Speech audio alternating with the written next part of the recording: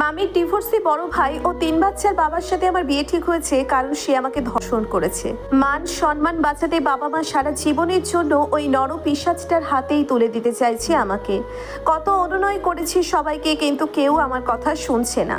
বিয়ের আর 4 দিন বাকি, তারপরেই আমাকে পিশাচটা বন্দি করে ফেলবে। এগুলো ভেবেই কাঁদতে লাগলো লিয়ানা। ফোনও কেড়ে নিয়েছে ওর মা, যেন কাউকে ফোন করতে না পারে। এক ঘরেই রাত দিন যাচ্ছে কান্নাকাটিতে। বড় মেয়ে হওয়ায় ছোট ভাই বোনেদেরও বলতে পারছে না কষ্টের কথা। 7-8 বছরের বাচ্চা কি বুঝবে ওর কষ্ট? ওদের আপাকে যে বলি দেওয়া হচ্ছে, ওরা এটা বুঝবে না এখন।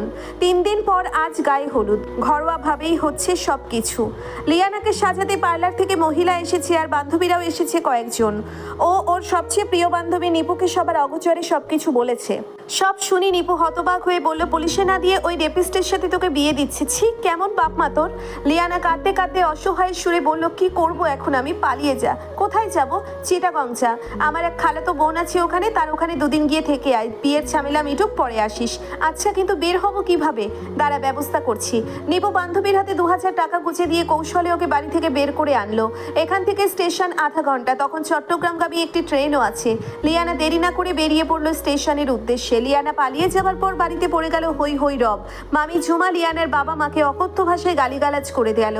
লিয়ানার বাবা মা চাচারা খুঁজতে বেরিয়েছে চারিদিকে। ওর মা গেল নিপুন বাসায়। নিপু জানতো লিয়ানার খোঁজে ওর বাসা থেকে আসবে, তাই ও নিজেও বেড়াতে যাবার ছুতোই নানির বাসায় চলে গেল।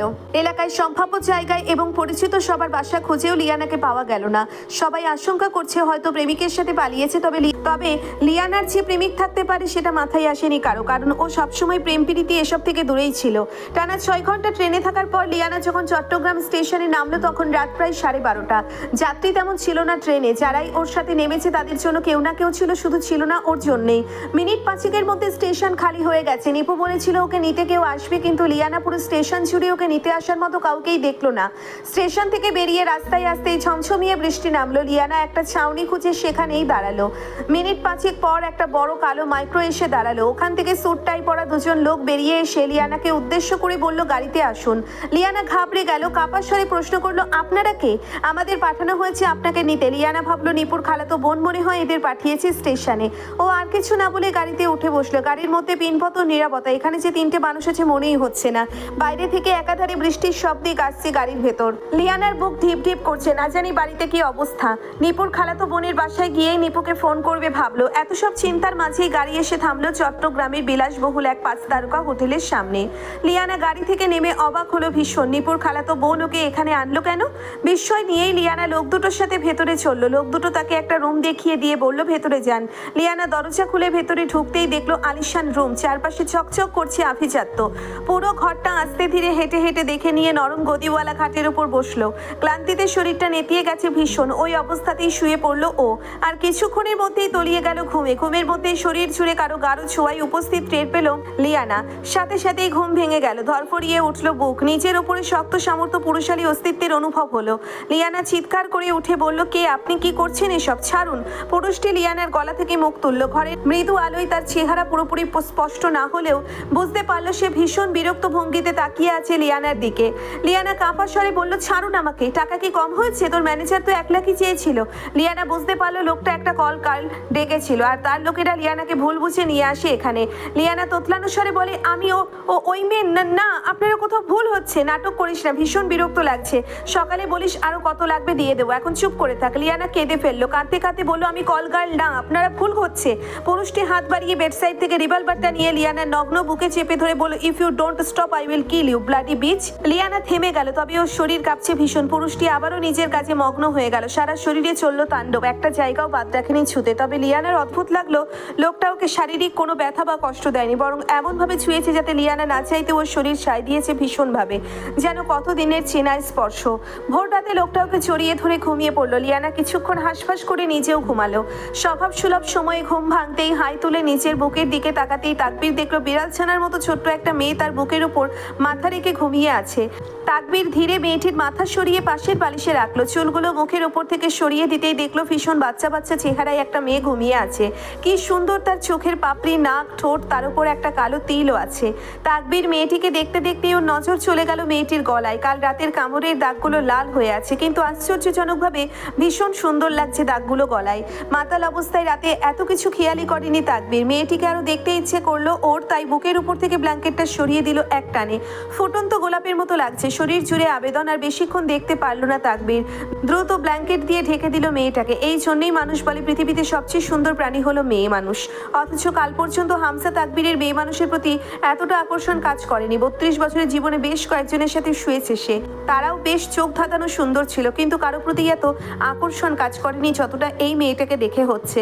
বাচ্চা একটা মেয়েকে দেখে এরকম লাগে কি স্বাভাবিক? তাকবীরের ভাবনার মাঝেই ঘুম ভেঙে গেছে লিয়ানার। ও উঠে বসে ঘাবড়ানো স্বরে বলল, কাল রাতে আপনি আমাকে যে মেয়ে ভেবেছিলেন আমি সে না।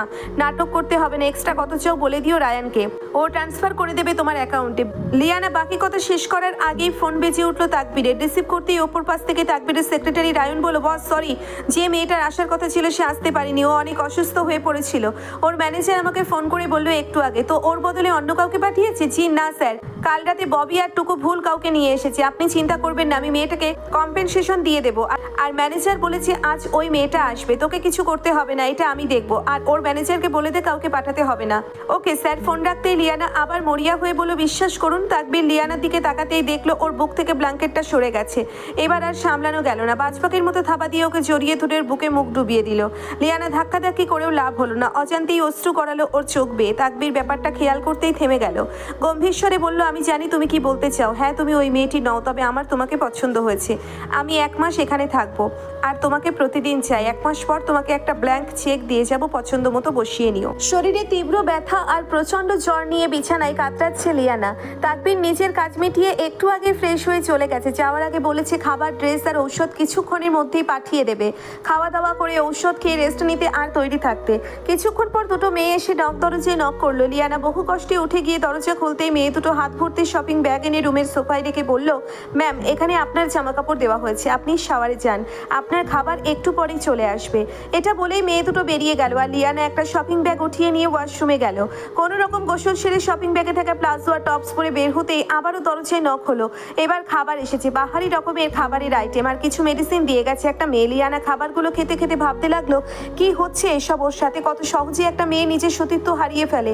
ভাবতে ভাবতেই চোখে জল চলে এলো লিয়ানার। আচ্ছা, মামির বড় ডিভোর্সি ভাইয়ের সাথে বিয়ে হলেই কি ভালো হতো, নাকি এখন যে অবস্থায় আছে সেটা ভালো?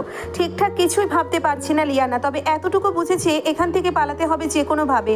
গোন্ডা বদমাস ধরনের লোকটা তাকে সহজে পালাতে দেবে না। একটা বিজনেস মিটিং এর জন্য তাকবীর রেডিসন ব্লুবারে গেল সন্ধ্যায়। আজকের মিটিংটা বাণিজ্য মন্ত্রীর সাথে। চট্টগ্রামের বহুল প্রচলিত কালুরঘাট রেম কাল রোড সেতু নির্মাণ কাজের টেন্ডার পাওয়া নিয়ে প্রায় 100টা কোম্পানি এই কাজটা পাওয়ার জন্য টেন্ডার জমা দিয়েছে। তবে হামজা তাকবীরের সাথে বাণিজ্য মন্ত্রী ইয়াহিয়া মির্জার সাথে কথা হয়েছিল আগেই এই কাজটা তাকবীরই পাবে। এই জন্যই আজকের এই মিটিং। ড্রিঙ্কস করতে করতে ইয়াহিয়া মির্জা বলল, বিয়ে কবে করছো? জানি না আঙ্কেল, ভাবিনি। ভাবো, আগামী সোমবার আমার মেয়ে ইরহা দেশে আসছে, চাইলে ওর সাথে দেখা করতে পারো। তাকবীর এক চুমুকে গ্লাস খালি করে আবার ঢালতে ঢালতে বলল, ওয়াই নট, দ্যাটস মাই বয়। ইয়াহিয়া মির্জার বহুদিনের স্বপ্ন তাকবীরের সাথে মেয়ের বিয়ে দেওয়া। হামজা তাকবীরের জন্যই আজকে মন্ত্রিত্ব পেয়েছে, তাই এই সম্পর্কটাকে স্থায়ী রূপ দিতে চাইছেন তিনি। এছাড়াও হামজা তাকবীর ভীষণ পাওয়ারফুল বিজনেস ইন্ডাস্ট্রিতে। তাকবীর মিটিং শেষ করে বের হতেই রায়ন বলল, বস কাদিরকে তুলে আনা হয়েছে, ওকে গোডাউনে রেখেছি, গোডাউনে চল। রায়ন আর তাকবীর ওদের চট্টগ্রাম বন্দরের গোডাউনে চলে গেল। তাকবীর অফিসের বোর্ড মেম্বার এবং প্রিয় বন্ধুদের মধ্যে একজন কাদির। বিভিন্ন জরুরি আলোচনা, নতুন প্রজেক্ট, টেন্ডার পাওয়া নিয়ে যখন কথা হতো বোর্ড মিটিংয়ে, তখন কাদিরও থাকতো। আর ওরই পিছনে কাদির এসব তথ্য অপোজিট পার্টির কাছে পাচার করত। এই জন্যই কয়েকটা গুরুত্বপূর্ণ প্রজেক্ট মিস হয়েছে ওর। অপোজিট পার্টির একজন গুপ্তচর না বললে জানতোই না প্রতারক ওর নিজেরই লোক। এদিকে কাদিরও জানতে পেরে যায় তাকবীর জেনে গেছে ওর কথা, তাই ও গা ঢাকা দিয়েছে, কিন্তু লাভ হয়নি। মাত্র 1.5 দিনের মধ্যেই ধরা পড়ে যায়। প্রতারণা কখনোই মানতে পারে না তাকবীর। যদি কেউ ওর সাথে প্রতারণা করে তাহলে সে যত আত্মারই হোক, তার পরিণতি ভয়ানক মৃত্যু। গোডাউনে এসেই তাকবীর দেখতে পেল কাদিরকে মুখে কচটেপ দিয়ে একটা চেয়ারের সাথে মোটা শেকল দিয়ে বেঁধে রাখা হয়েছে। কাদিরের ঠিক সামনেই আরেকটা খালি চেয়ার, সেটা তাকবীরের জন্যেই। ও চেয়ারটায় আরাম করে বসে ব্যঙ্গাত্মক স্বরে বলল, কি বন্ধু, কেমন আছিস? কাদির গো গো করে কিছু বলতে চাইলো, তবে কিছুই বোঝা গেল না। কিন্তু ওর চোখে রাজ্যের ভয়। তাকবীর রায়নকে ইশারা করতেই রায়ন কাদিরের মুখের কচটেপ খুলে দিল। কাদির ভীত সন্ত্রস্ত স্বরে বলল, দোস্ত সরি, আর এমন হবে না, মাফ করে দে। হ্যাঁ আমি জানি আর এমন হবে না, তুই যদি নাই থাকিস তাহলে কিভাবে আর এমন হবে? বোঝার চেষ্টা কর তাকবীর, প্রতারকের কথা আমি বুঝি না। আমি এবার তোর হয়ে কাজ করব, ওদের সব তথ্য আমি তোকে এনে দেবো। তুই তো জানিস আমি কাউকে সেকেন্ড চান্স দিই দেই না। সরি রে, এটা বলেই তাকবীর চেয়ার ছাড়লো। রায়ন আবারও কাদিরের মুখে কচটে পাটকে দিল। কয়েকজন গার্ড এসে কাদিরের শিকল খুলে ওকে মেঝে শক্ত করে চেপে ধরলো, আর রায়ন একটা ধারালো করাত এনে দিল তাকবীরের হাতে। পাক্কা কসাইয়ের মতো কাদিরের গলার উপর করাতটা চালিয়ে দিল তাকবীর। ওর একটুও হাত কাঁপলো না। ফিনকি দিয়ে রক্তের ছিটা এসে তাকবীরের মুখ আর সাদা স্যুট ভিজে গেল। যতক্ষণ পর্যন্ত না কাদিরের গলা থেকে শরীর আলাদা হয়ে যায় ততক্ষণ পর্যন্ত নিজের সমস্ত হিংস্রতা দিয়ে করাত চালাতেই থাকলো তাকবীর। কাদিরের বডিটা রায়ন আর বাকি লোকদের দায়িত্ব দিয়ে তাকবীর হোটেলের দিকে রওনা হলো।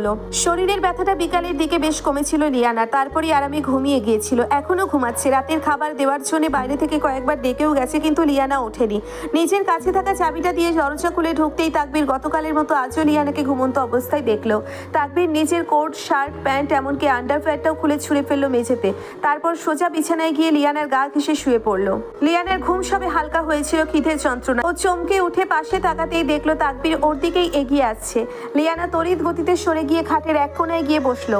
আতঙ্কিত স্বরে বলল, আপনার মুখে লাল রঙের কি এসব? রক্ত। তাকবীরের গম্ভীর উত্তর, কিভাবে এলো? খুন করেছি। তাকবীরের ঠান্ডা ও গম্ভীর গলার শব্দে জমে গেল লিয়ানা। তাকবীর আবার একই সুরে বলল, তুমিও খুন হতে না চাইলে দ্রুত এসো।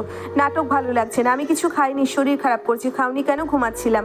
নিজের ফোনটা হাতে নিয়ে কল করে তাকবীর খাবার দিয়ে যেতে বলল। তারপর একটা হাফ প্যান্ট পরে ফ্রেশ হতে যেতে যেতে বলল, আর কোনো নাটক চাই না, খেয়ে চুপচাপ কাছে আসবে। আর তোমার ব্যাংক অ্যাকাউন্ট নাম্বারটা দাও, হাফ অ্যাডভান্স করে দিচ্ছি, বাকিটা শেষ দিন দিয়ে যাব। আমার কোনো অ্যাকাউন্ট নেই, ফোনও নেই। হোয়াট? জি, আমি বাড়ি থেকে পালিয়ে এসেছি। বয়ফ্রেন্ডের কাছে? না, নেই।